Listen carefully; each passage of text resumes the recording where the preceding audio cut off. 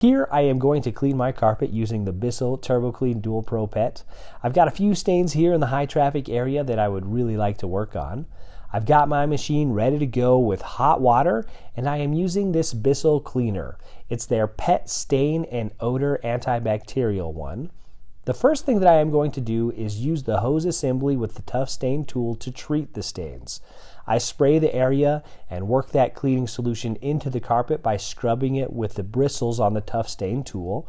I do this over all of the stains that I see, and I want to let that sit for at least 10 minutes before I go over it with the carpet cleaner to extract that water.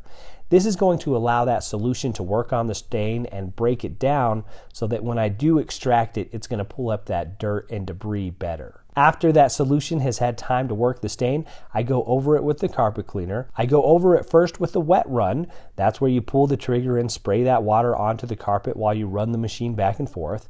And then I follow that up with a dry run, and that's going to extract all of the remaining water along with that dirt and debris. I typically do this 2 or 3 times, going over the stain with a wet run, following it up with a dry run.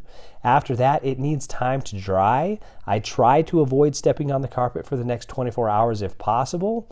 And as you can see here, it picks up the stains really well, and the carpet looks so much better now. And also, just the icing on the cake or the cherry on top is all of these Bissell cleaners have an amazing smell. I really love the way that they smell. So I've got a full tutorial on how to use the Bissell Turboclean if you'd like to check that out. Also, if you do enjoy DIY around the house, please feel free to like and subscribe. My name is Drew. I'll see you in the next one.